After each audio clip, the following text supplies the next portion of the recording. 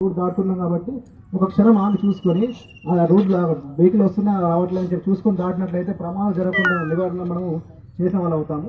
తర్వాత ఈ ఫ్యూచర్లో భవిష్యత్తులో మనం చేసే మీరు చేసే ఈ యొక్క పోరాట ఫలితంగా కానీ మీరు అన్నీ చేసే ఫలితంగా కావచ్చు, మనం ఫ్లైఓవర్ బ్రిడ్జ్ వస్తుందా లేకపోతే అండర్ బ్రిడ్జ్ వస్తుందా అనేది ఫ్యూచర్ నిర్ణయిస్తూ ఉంటుంది.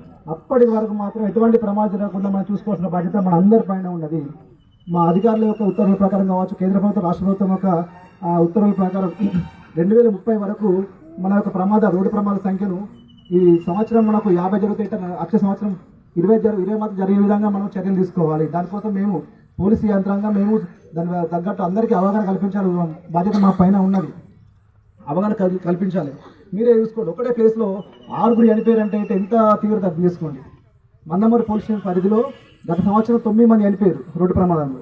అక్కడ నుంచి మందమరి టోల్గేట్ నుంచి వెళ్ళి అందులోపేట చివరి వరకు మన దగ్గర గత సంవత్సరం 9 మంది చనిపోతే కేవలం మన మందమరి వ్యాపార ఏరియాలో 5 చనిపోయారు. ఈ సంవత్సరం 1 చనిపోయారు ఇదే ఏరియాలో.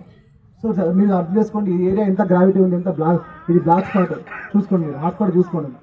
రోడ్డు ప్రమాదం జరగడానికి హాట్స్పాట్ కాబట్టి దయచేసి మీరు జాగ్రత్తగా రోడ్డు దాటేటప్పుడు చూసుకొని దాటండి. రోడ్డు దాటగా అవసరం లేదు, మీరు చెప్తే మేము మంచిగా మాట్లాడితే అసలు లేదు అక్కడ.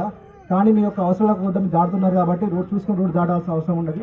తర్వాత ఈ యొక్క విషయం గురించి క్షుణ్ణంగా మాట్లాడాల్సిందే. తర్వాత మేము చేస్తున్నామో ఫలితం కానీ మేము చేసే ఆఫీసర్ దృష్టిలో ఈ విషయం ఎక్కడ వరకు ఉందో అందరు కూడా ఈ విషయం గురించి ఏం చేస్తున్న ఈ యొక్క అంశం ఎక్కడ వరకు వెళ్ళిందని చెప్పేసి మాట్లాడాల్సిందే గౌరవ సిఐ గారిని కోరుతున్నాను. థ్యాంక్ యూ అందరూ.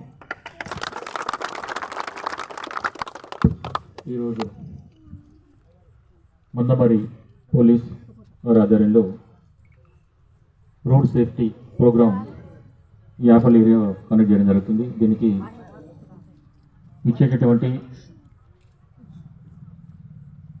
కాలనీ వాసులు, పెద్దలు, పత్రికా మిత్రులందరికీ కూడా శుభ స్వాగతం.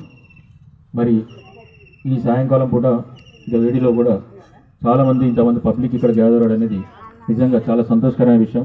దీనికి ఆర్గనైజ్ చేసినటువంటి దీన్ని అందరు గ్యాదర్ చేసినటువంటి పెద్దలందరూ కూడా మా తరఫున అందరికీ కూడా ధన్యవాదాలు తెలియజేస్తున్నాం. ముందుగా ఈ ప్రాబ్లం ఒకటి ఇప్పుడు ఎస్ఐ గారు చెప్పడం జరిగింది. ఇక్కడ మనకు మెయిన్